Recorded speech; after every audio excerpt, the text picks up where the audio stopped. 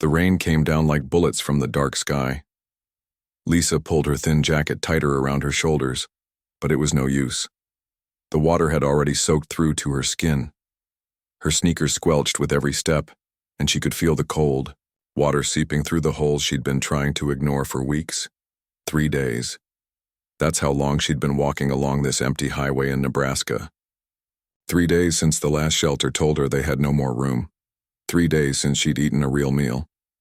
Her stomach growled loudly, but she pushed the hunger aside. She'd gotten good at ignoring pain. The thunder crashed overhead, and lightning lit up the countryside for a brief moment. In that flash of light, Lisa saw something that made her heart skip. A red barn, maybe half a mile away, sitting next to a white farmhouse. Shelter. Her legs felt like jelly, but she forced herself to move faster. The wind picked up, nearly knocking her over.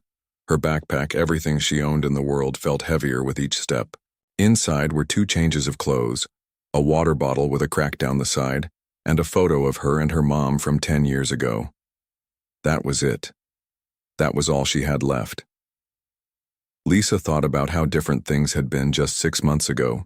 She'd had a job at the textile factory, a small apartment, and even a cat named Whiskers. Then the factory closed down.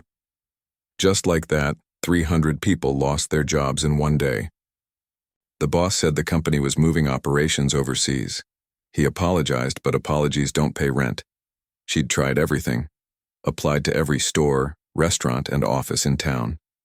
But when 300 people are looking for work in a small town, there just aren't enough jobs to go around.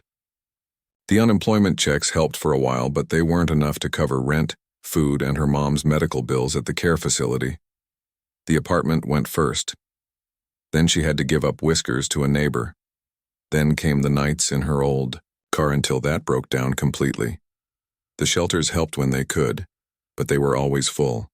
Too many people. Not enough beds.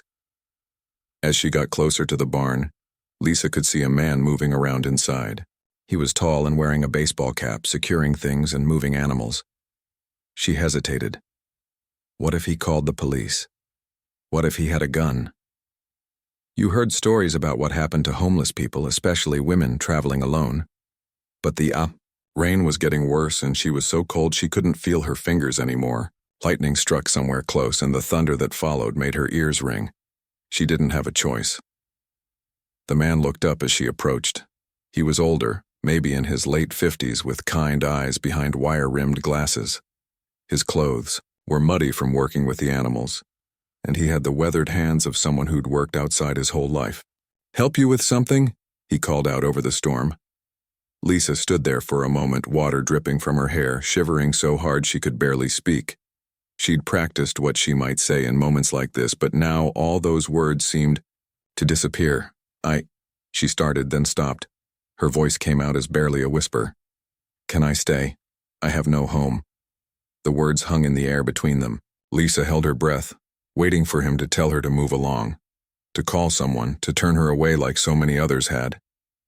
Instead, the man's expression softened. Without hesitation, he walked over to the large barn doors and pulled them wide open. "Come on in," he said simply. "Let's get you out of this weather."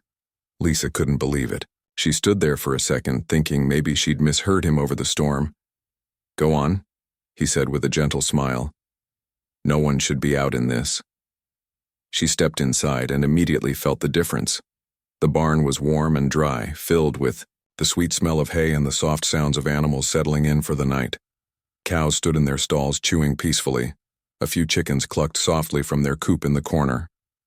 "I'm Tom," the man said, closing the doors behind her. "Tom Wilson."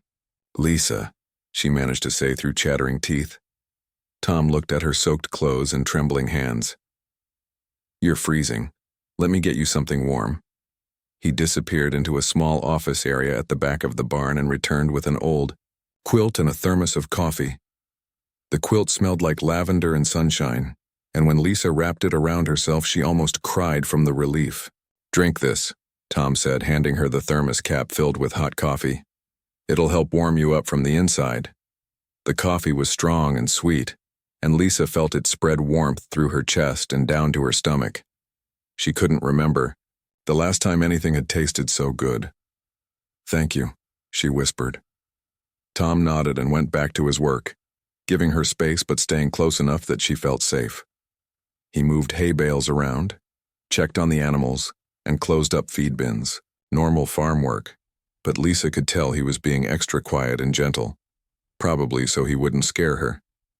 As she sat there wrapped in the quilt, sipping the coffee, Lisa felt something she hadn't felt in months. Safety. For the first time, since everything fell apart, she wasn't looking over her shoulder or wondering where she'd sleep that night. The storm raged outside, but inside the barn, everything was peaceful. The animals seemed calm with her presence, and Tom worked quietly, occasionally glancing over to make sure she was okay. "How long have you been out there?" Tom asked after a while, his voice gentle.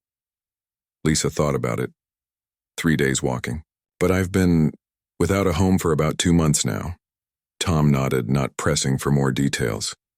"Well, you're safe now. Storm should pass by morning." "I don't want to cause trouble," Lisa said quickly. "I can leave as soon as it stops raining." Tom looked at her with those kind eyes. "No trouble at all.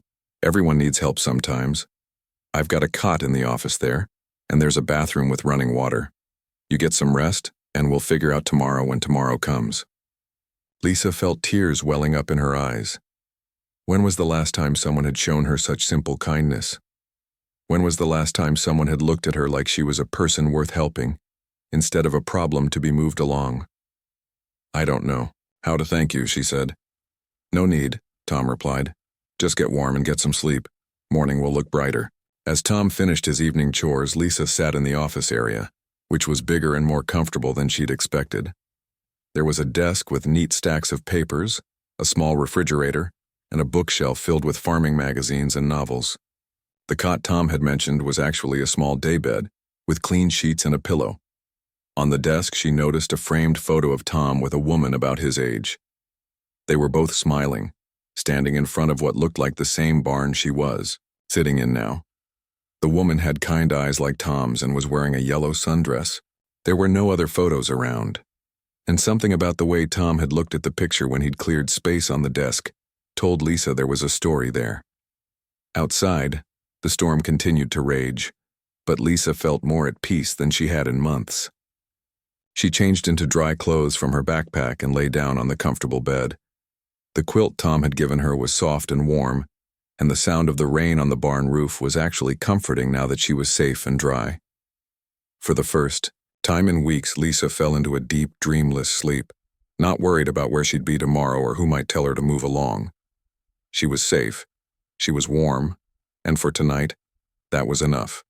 Lisa woke up to the sound of roosters crowing and sunlight streaming through the barn windows. For a moment, she forgot where she was. The bed was too comfortable, the air too clean and sweet-smelling. Then it all came back to her.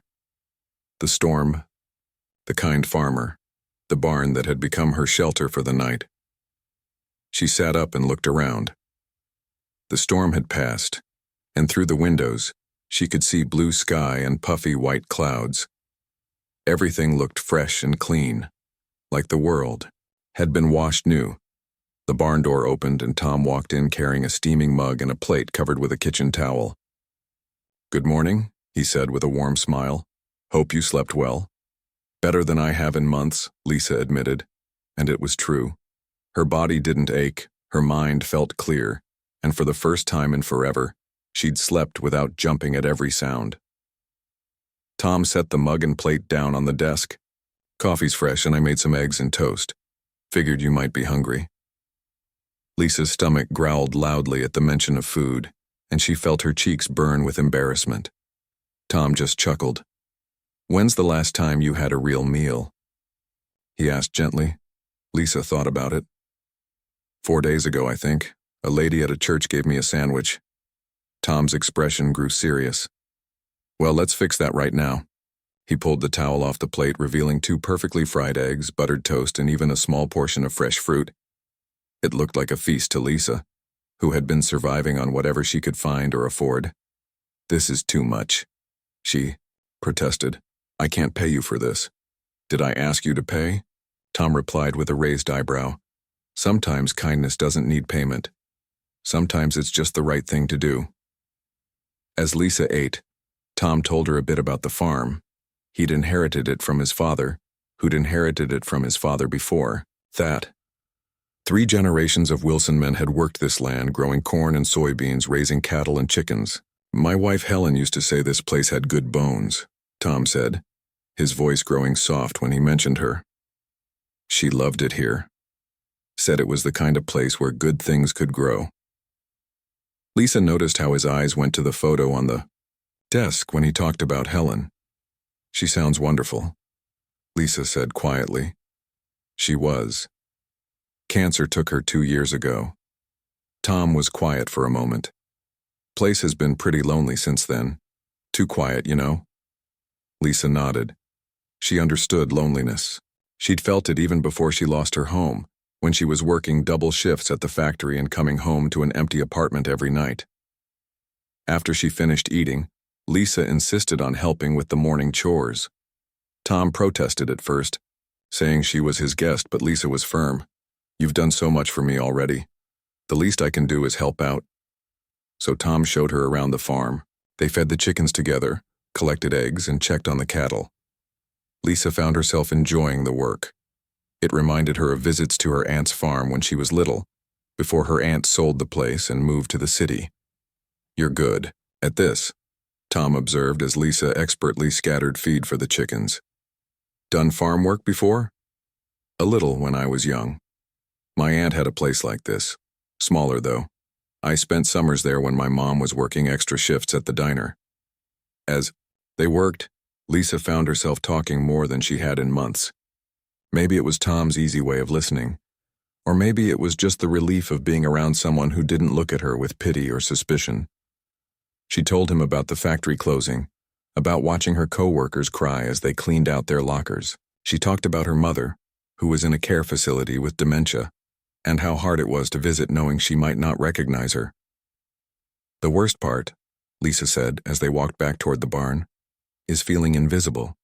When you're homeless, people look right through you, like you're not even human anymore. Tom stopped walking and looked at her seriously. You're not invisible to me. You're a person who's had some bad luck, that's all. Bad luck doesn't make you less of a person. Something about the way he said it made Lisa's eyes water. It had been so long since someone had seen her as just a regular person deserving of respect. I should probably get going, she said reluctantly. I don't want to overstay my welcome. Where are you planning to go? Tom asked. Lisa realized she didn't have an answer. She'd been focused on just getting through each day, not really thinking about what came next. There's a city about 50 miles east, she said finally. Maybe more opportunities there. Tom was quiet for a long moment. Then he said something that surprised her. What if you stayed another day or two? I could use the help around here and you seem to know your way around a farm. Lisa stared at him. You want me to stay? If you want to. I'm not trying to trap you here, but you're welcome to stay while you figure out your next move. I've got plenty of space and the work would be good for both of us. Lisa felt overwhelmed. After weeks of being turned away, here was someone offering her not just shelter, but purpose. I don't understand why you're being so kind to me, she said honestly. Tom smiled and looked out over his fields. Helen always said kindness is like planting seeds. You don't always see what grows right away, but eventually good things come back to you. Besides, he added, this place is too big for one person. Could use someone else around who appreciates hard work. That afternoon, Tom showed Lisa to a small room above the barn that had once been used for storage. It had a window overlooking the fields, a simple bed, and even a small dresser. Helen used to use this as her art studio, Tom explained. She painted landscapes, always said the light was best up here. The room was perfect, clean, private, and with a view that stretched for miles. Lisa couldn't believe this was happening to her. I'll earn my keep, she promised. I'm a hard worker and I'm good with organizing and keeping track of things. At the factory, I managed inventory for the whole floor. I believe you, Tom said, and I could use help with that side of things. Never been much good with paperwork and record keeping. As evening fell, Tom invited Lisa to join him for dinner at the farmhouse. The kitchen was warm and cozy, with handmade curtains and the lingering scent of Helen's cooking even 2 years later. They ate simple food, grilled chicken, vegetables from Tom's garden, fresh bread. But to Lisa, it tasted like the finest restaurant meal. More than that, she felt like she belonged at that table, sharing stories and laughing at Tom's gentle jokes about his battles with the farm's old equipment. "Thank you," she said as they cleared the dishes. "Not just for the food and the room, but for treating me like a person. Like I matter." Tom dried his hands on a dish towel and looked at her with those kind eyes. "Everyone matters, Lisa. Sometimes we just forget that when life gets hard. But you do matter, and you're welcome here for as long as you need." That night, as Lisa lay in her new room above the barn, listening to the peaceful sounds of the farm settling in for the night, she felt something she hadn't felt in a very long time: hope. Maybe, just maybe, things were going to get better. 3 weeks had passed since that stormy night when Lisa first knocked on Tom's barn door. What had started as temporary shelter was becoming something neither of them had expected, a partnership that was changing both their lives. Lisa threw herself into farm work with an energy that surprised even her. Every morning, she was up before dawn, helping Tom with the animals and learning everything she could about running a farm. She discovered she had a natural talent for it, and more importantly, she loved the work. "You're like a different person," Tom told her one morning as they walked through the cornfield checking the crop's progress. "When you first got here, you looked like you were carrying the weight of the world. Now you look lighter." Lisa smiled, breathing in the fresh morning air. "I feel lighter. I forgot what it was like to have purpose, to feel useful. At the factory, I was just a number. Here, I feel like what I do actually matters." And it did matter. Lisa had taken over managing Tom's chaotic record-keeping system, organizing years of scattered receipts and handwritten notes into a proper filing system. She'd also convinced him to get a computer, an old one from the thrift store in town, and was slowly teaching herself how to use spreadsheet programs to track expenses and profits. Helen always handled the books, Tom explained one afternoon as Lisa worked on entering data. "After she passed, I just stuffed everything in boxes. Never been much good with numbers and paperwork." "Well, you are now," Lisa said, showing him the neat columns on the computer screen. "Look, we can track exactly how much we spend on feed. Each month, what we're making from egg sales, everything. It's actually pretty interesting once you get the hang of it." Tom peered at the screen over her shoulder. Helen would have loved this. She always said I needed to get more organized. The farm was starting to run more efficiently, and both Tom and Lisa could see the difference. They were making more money from their egg sales because Lisa had convinced Tom to start selling to the fancy restaurant in the county seat, not just the local grocery store. She'd also suggested they start a small vegetable garden to sell at the farmer's market. "City people pay good money for fresh, organic vegetables," she explained as they planned the garden layout. "And we've got the perfect soil and space for it." Tom found himself looking forward to each day in a way he hadn't since Helen died. Having Lisa around meant he wasn't coming home to an empty, silent house every evening. They'd fallen into a comfortable routine of sharing dinner and talking about the day's work, or sometimes just sitting on the porch watching the sunset. "You know," Tom said one evening as they sat on the porch steps, "this place hasn't felt this alive in 2 years. Helen would have liked you." "I wish I could have met her," Lisa replied. "From everything you've told me, she sounds like an amazing woman." She was. Independent, smart, full of ideas about how to make things better. A lot like you, actually. Lisa felt a warm glow at the comparison. Over the weeks, she'd heard so many stories about Helen that she felt like she almost knew her. Helen had been a teacher before she married Tom, and she'd brought that same patient, nurturing approach to everything she did on the farm. The room above the barn had become truly hers now. She'd found some of Helen's old paintings in storage, and Tom had encouraged her to hang them on the walls. She'd also discovered she enjoyed reading again, something she hadn't had time for during her factory days.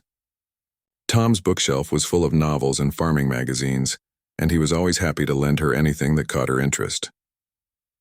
"I used to love reading," Lisa told him one evening, curled up in a chair with one of Helen's favorite mysteries.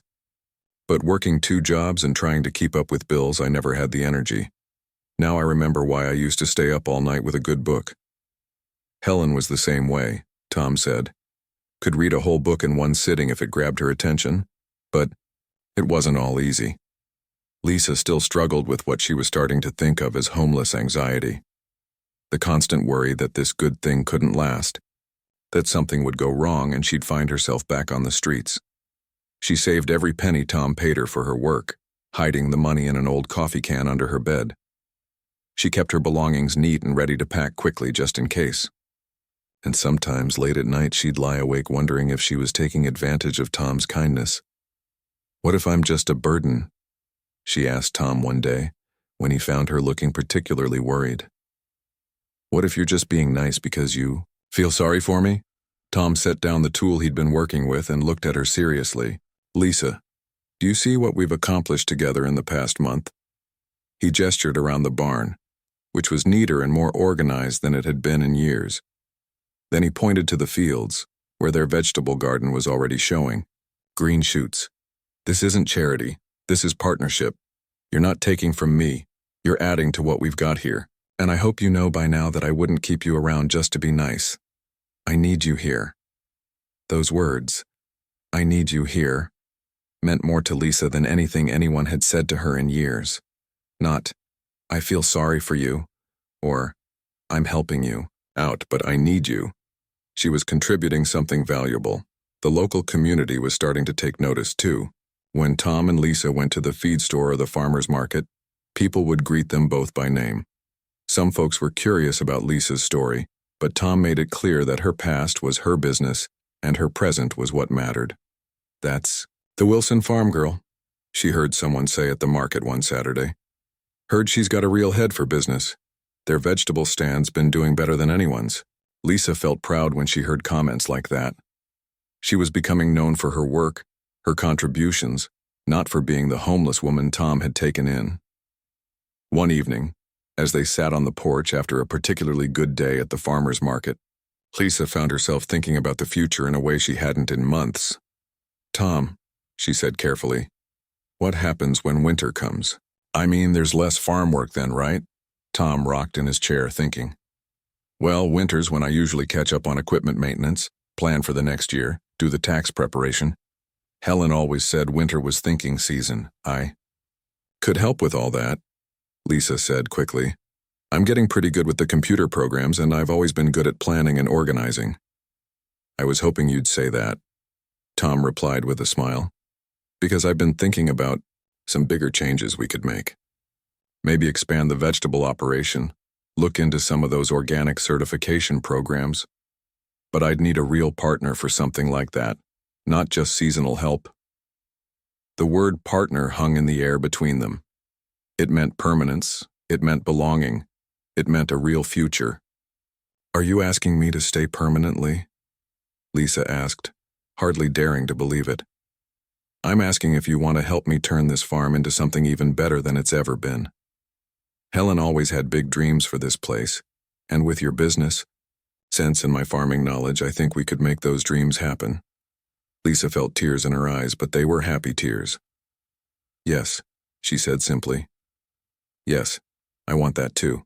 As they sat there in the gathering twilight, planning and dreaming about the future of their farm, Lisa realized that somewhere along the way, she'd stopped thinking about leaving. This place, this work, this partnership with Tom, it had become home in the truest sense of the word. She'd found more than just shelter in that barn 3 weeks ago. She'd found purpose, respect, friendship, and hope. And now, maybe, she'd found her future too. 2 months into her new life on the farm, Lisa was beginning to feel like she truly belonged. But small towns have long memories and even longer tongues, and not everyone was as accepting as Tom had been. It started with small things. Whispered conversations that stopped when Lisa entered the feed store, sideways glances at the farmer's market, a few customers who suddenly seemed less interested in buying vegetables from their stand. Lisa tried to ignore it at first. She'd dealt with judgment before, especially during her time on the streets. But this felt different because it wasn't just affecting her anymore. It was affecting Tom, too. The breaking point came on a Tuesday morning when Lisa went into town alone to pick up some supplies. She was in the hardware store, comparing prices on fence wire, when she heard two women talking in the next aisle over. "I just think it's strange," one of them was saying. "Taking in some homeless woman like that. How does he even know she's not dangerous?" "My husband says she could be running from the law," the other replied. "You hear stories about people who end up on the streets because they're hiding from something. Poor Tom. He's been so lonely since Helen passed. He's probably not thinking clearly. That woman could rob him blind and disappear in the night. Someone should talk to him. Make him see sense." Lisa stood frozen between the shelves, her face burning with shame and anger. These women didn't know her story, didn't know how hard she'd worked or how much she'd contributed to the farm. All they saw was homeless woman and assumed the worst. She quickly grabbed what she needed and left, but the words followed her home. That evening at dinner, she was quieter than usual, and Tom noticed. "Something bothering you?" he asked as they cleared the dishes. Lisa hesitated. She didn't want to burden Tom with the gossip, but she also couldn't shake the feeling that she was causing problems for him. "People in town are talking," she said finally, "about me staying here. Some folks think you're making a mistake." Tom's jaw tightened. "What people think isn't any of my business. This is my farm, and you're here because you belong here." "But what if they're right?" Lisa said, the worry she'd been carrying spilling out. "What if I am taking advantage of your kindness? What if I'm hurting your reputation in the community?" Tom set down his dish towel and looked at her seriously. "Lisa, in the past 2 months, this farm has been more profitable than it's been in 5 years. You've organized systems that save us time and money every day. You work harder than anyone I know, and you've brought life back to a place that was dying. Anyone who can't see that isn't worth worrying about." Despite Tom's reassurance, the gossip continued to eat at Lisa. She started second-guessing herself, wondering if every decision she made was somehow wrong. When she suggested they invest in better equipment for the vegetable operation, she worried she was being too pushy. When she organized Tom's tax records, she wondered if she was overstepping her bounds. The situation got worse when Jerry Patterson, a neighboring farmer, stopped by one afternoon while Tom was in town. Lisa was working in the garden when his truck pulled up to the farmhouse. "You the woman staying here?" he called out, not bothering to get out of his truck. "Yes, sir," Lisa replied, wiping dirt from her hands. "I'm Lisa. Tom's not here right now, but he should be back soon if you want to wait."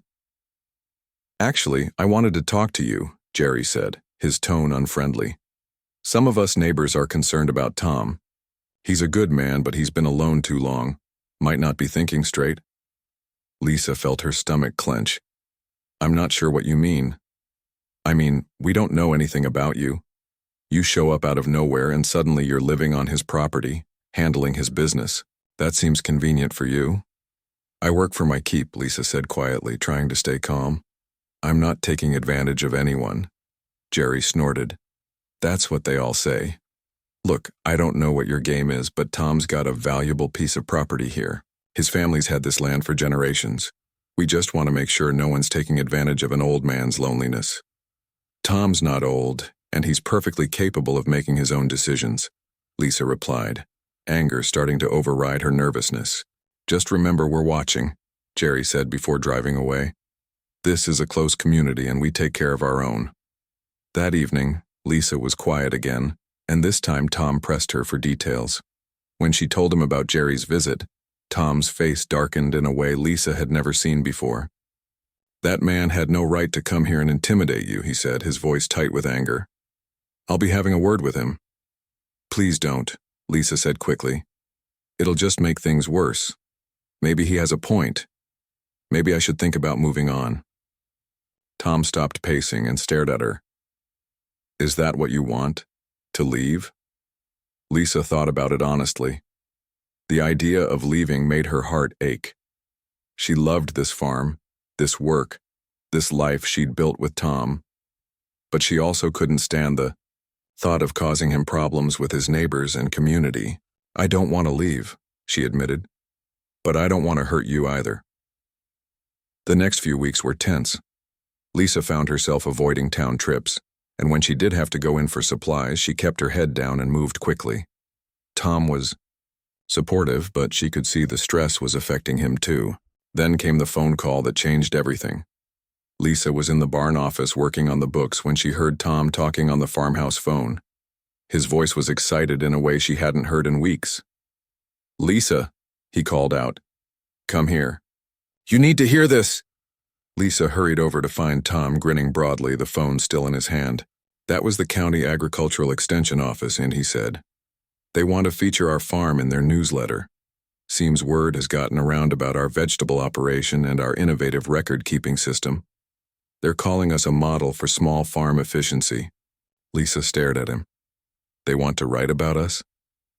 "About what we've accomplished together. The agent said other farms are asking for advice on how to modernize their operations the way we have." For the first time in weeks, Lisa felt genuinely happy. Recognition from the Agricultural Extension Office meant their work was being noticed by people who actually understood farming, not just gossips in town. The article came out 2 weeks later, featuring a photo of Tom and Lisa standing in their thriving vegetable garden. The headline read, "Partnership brings new life to Century Farm." The piece praised their innovative approach to combining traditional farming methods with modern business practices. Suddenly, the phone was ringing with calls from other farmers wanting advice. The farmers' market customers were more interested than ever in their vegetables. Even some of the people who had been whispering about Lisa started nodding politely when they saw her in town. But the real test came at the annual County Harvest Festival. It was the biggest social event of the year, and Lisa had been dreading it. She knew everyone would be watching, judging, talking. "We don't have to go if you don't want to," Tom said as they got ready that morning. Lisa looked at herself in the mirror. She was wearing a simple blue dress that had belonged to Helen, which Tom had offered her from the closet. She looked healthy, confident, like someone who belonged. "No," she said firmly. "We're going. This is our community too, and it's time I stopped hiding from it." The festival was everything Lisa had expected. Crowds of people, curious stares, whispered conversations. But something had changed since the article came out. People approached them with genuine questions about farming techniques. A few even complimented Lisa on her vegetable display. The moment that mattered most came when Jerry Patterson walked up to their booth. Lisa tensed, but Tom stood beside her, solid and supportive. "Tom," Jerry said awkwardly, "saw that article about you folks. Pretty impressive what you've done with the place." "Lisa deserves most of the credit," Tom replied firmly. "She's the one with the business head." Jerry looked at Lisa, clearly struggling with his words. "Look, I might have been hasty in my judgment. That agricultural agent spoke highly of your operation, said other farms could learn from what you're doing. We all want what's best for our farms," Lisa replied diplomatically. "I understand being protective of your community." It wasn't a complete apology, but it was a start. As Jerry walked away, Lisa felt some of the tension in her shoulders ease. Later that evening, as they packed up their booth, Tom put his hand on Lisa's shoulder. "I'm proud of you," he said, "for not giving up, for facing down the gossips, for showing them who you really are." Lisa smiled, looking out over the festival, grounds where people were laughing and enjoying the fruits of another successful harvest season. "I think I'm finally starting to believe I belong here," she said.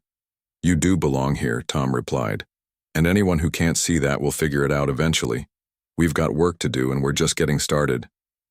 Spring arrived early the following year, and with it came changes that neither Tom nor Lisa could have imagined when she first knocked on his barn door 8 months earlier. Lisa stood in the farmhouse kitchen looking over the papers spread across Helen's old wooden table. Legal documents, business licenses, loan applications, the paperwork that would officially make her Tom's business partner in Wilson Family Farm. It had taken months of planning, meetings with lawyers and accountants, but it was finally happening. "Still can't believe you want to do this," Lisa said as Tom poured them both coffee from the pot that had become their morning ritual. "Can't believe it took me this long to ask," Tom replied with a grin. Should have made it official months ago. The Ikai decision had come naturally, growing out of countless conversations about the future of the farm. Their vegetable operation had been so successful that they'd expanded it twice, and they were now supplying 3 restaurants and 2 grocery stores in the region.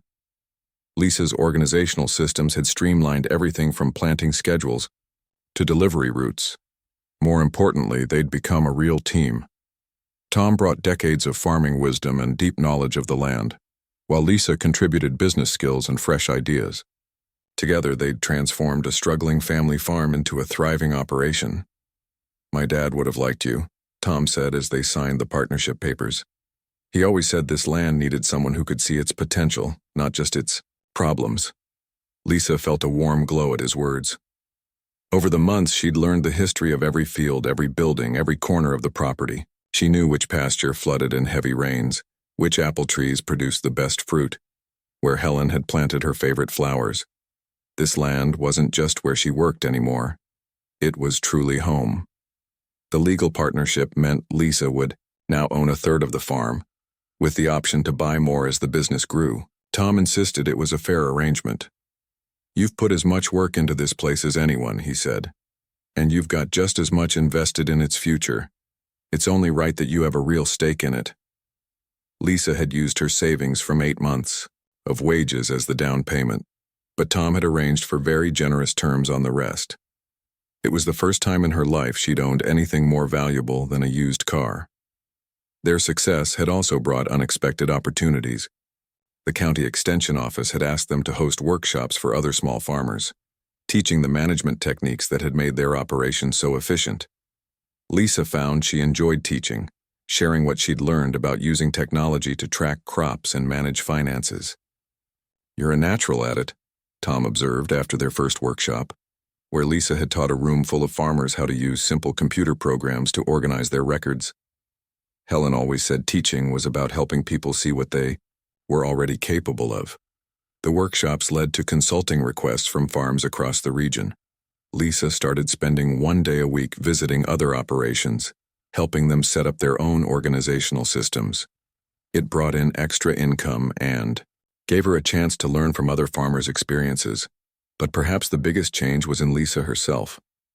The scared, desperate woman who had stumbled into the barn during that thunderstorm was gone, replaced by someone confident and purposeful.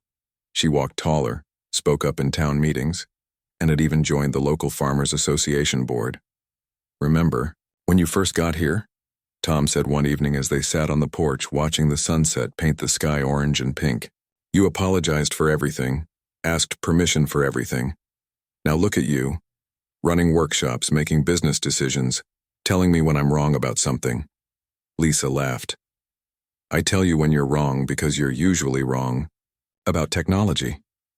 "Fair point," Tom admitted. "Still can't figure out that computer program." The relationship between them had settled into something comfortable and familial. Tom had become like the father Lisa had never really had, supportive, encouraging, always believing in her potential. And for Tom, Lisa had brought back a sense of purpose and partnership that he'd thought he'd lost forever with Helen's death. They'd also found ways to honor Helen's memory. Lisa had taken over Helen's vegetable garden, expanding it and adding new varieties. She'd even started painting in her spare time, using the art supplies she'd found in the barn loft studio. Her paintings weren't as skilled as Helen's had been, but Tom said they captured the same love for the land. "Helen would have loved watching you discover your artistic side," he told Lisa as she worked on a landscape of their cornfield. "She always said everyone had creativity in them. They just needed the right circumstances to find it." The community's acceptance had grown along with their success. Lisa was now a familiar face at town events, school board meetings, and church socials. People sought her advice on everything from small business management to organizing fundraisers. She'd become, without really trying, a respected member of the community. The transformation was complete when the local newspaper ran a feature story about her for Women's History Month, titled, "From Homeless to Business Owner, A Story of Second Chances." Lisa had been nervous about the article, worried it would dredge up old gossip, but the response was overwhelmingly positive. Got 3 calls today from people asking how they can help folks who are struggling, Tom reported after the article came out. Seems like your story inspired people to think about how they can make a difference. That gave Lisa an idea. She approached the local homeless shelter about setting up a job training program, teaching basic office and organizational skills to people looking to get back on their feet. The program started small, with Lisa volunteering a few hours each week, but it quickly grew as local businesses offered internship opportunities. You know what you're doing, don't you? Tom asked as he watched Lisa work with a group of students on computer skills. What do you mean? You're planting seeds of kindness, just like Helen used to say. Helping people the way I helped you. Lisa paused in her teaching to think about that. I guess I am. It feels good to give back. 1 year after that stormy night, Tom and Lisa threw a party to celebrate their official partnership and the farm's most successful year ever. The barn was decorated with lights and filled with friends, neighbors, and fellow farmers. Even Jerry Patterson was there, now one of Lisa's biggest supporters after she'd helped his own farm become more profitable. As Lisa looked around the room at all the people laughing and celebrating, she felt overwhelmed with gratitude. 12. Months ago, she'd had nothing. No home, no job, no hope for the future. Now she had a business, a purpose, a community, and most importantly, a place where she truly belonged. Thank you, she told Tom as they watched their friends enjoy the party, for seeing something in me that I couldn't see in myself. Tom shook his head. I didn't give you anything that wasn't already there. I just gave you a chance to show it. Still, Lisa insisted, you saved my life. Tom looked around the thriving farm, at the successful business they'd built together, at the community of friends they'd gathered. Maybe we saved each other. As the party continued around them, Lisa realized that the scared, desperate whisper she'd spoken in the barn doorway, "Can I stay? I have no home," had been answered in ways she never could have imagined. She'd found more than just a place to stay. She'd found her home, her purpose, and her future.